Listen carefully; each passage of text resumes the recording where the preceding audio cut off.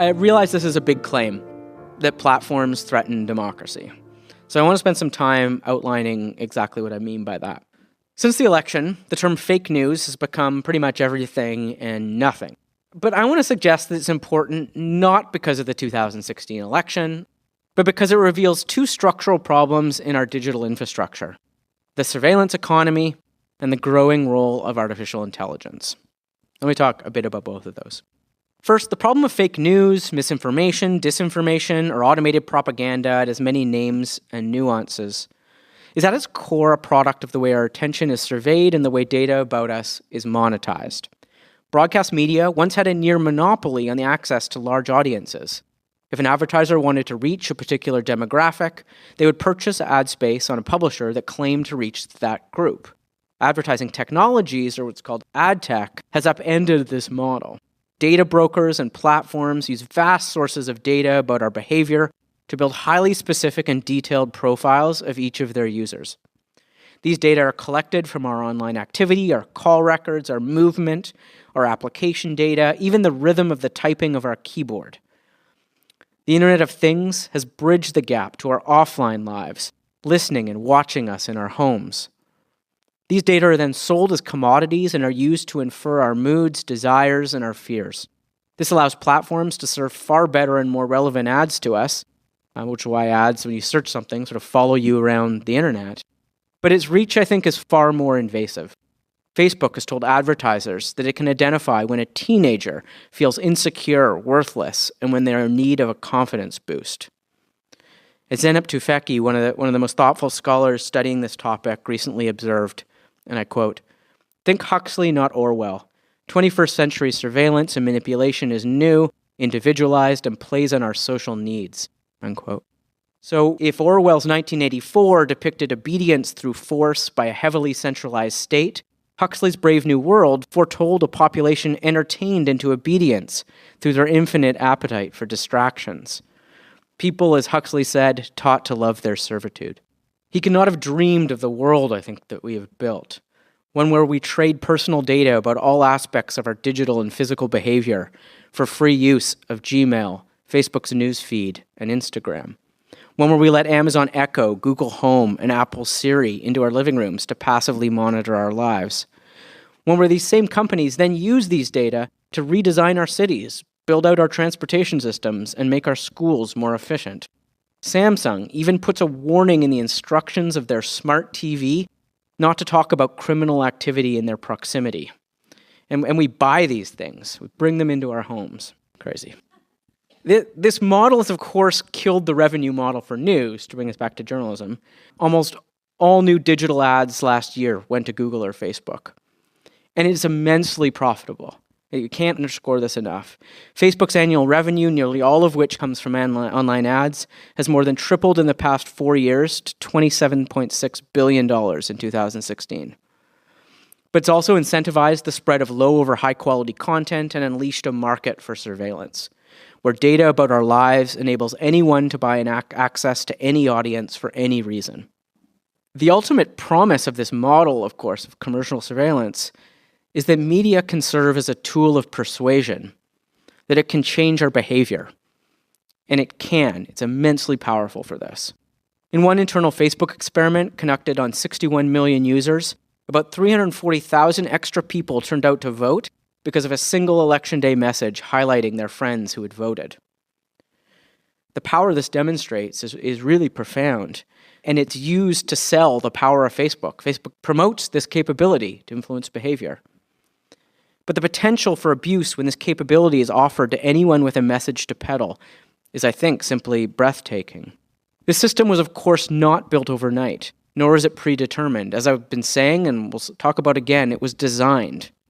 So I'd like to spend a moment talking about a few of these design decisions in the case of Facebook, and how I think they explain some of this fake news debate and where we are right now in this crisis of democracy. The moment after his re-election, a photo of Barack and Michelle Obama embracing, with the text 4 more years, became one of the most shared photos in history. But it happened on Twitter.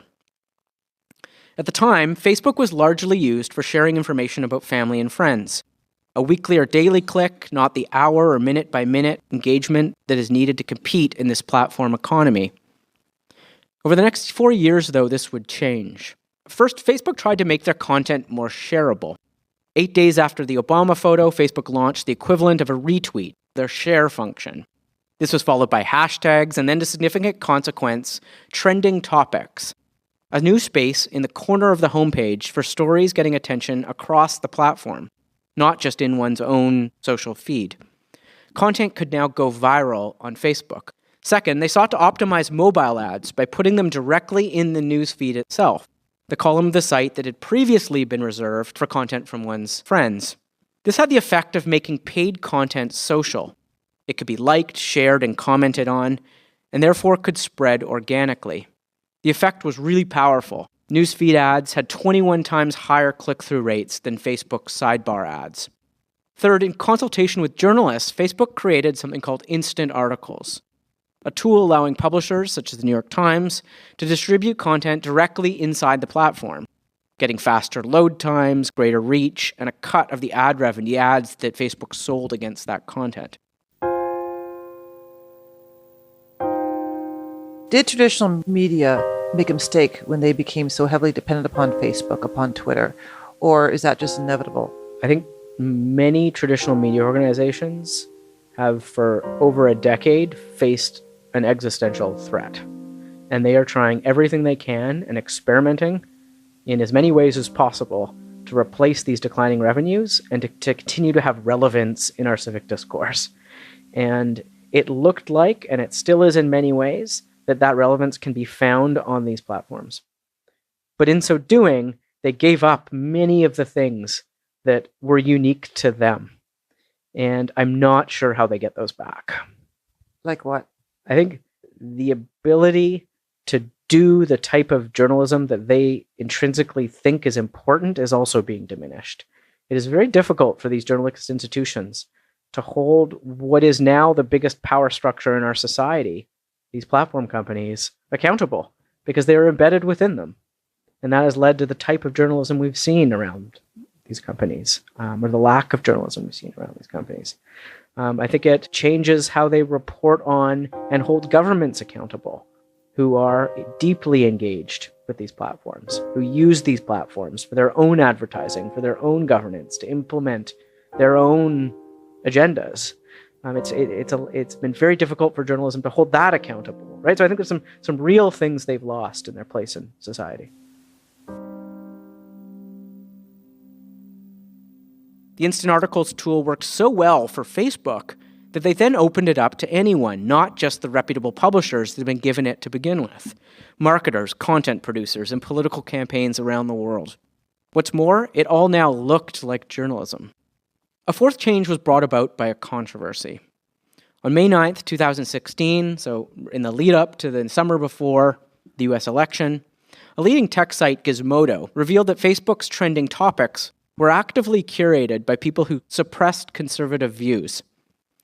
A week later, a dozen conservative leaders flew to Silicon Valley to meet with Facebook's leadership. And as part of their response, Facebook just fired the human editors of trending, and they made it fully algorithmic. Less than 48 hours after the last human curator had left the building, the Facebook trending list was subsumed with false and offensive material. As Craig Silverman reported for BuzzFeed at the time, the next 3 months would see a spike in what he called fake news, misinformation made to look like legitimate journalism. During this critical period leading up to the election, the top 20 false stories on Facebook generated greater engagement than the top 20 stories on Facebook from major news outlets. By the 2016 election, a few months later, Facebook had largely won the platform war. With over 2 billion active users, 2 trillion searchable posts, and 1 billion new posts a day, they reach more people than any media organization in history.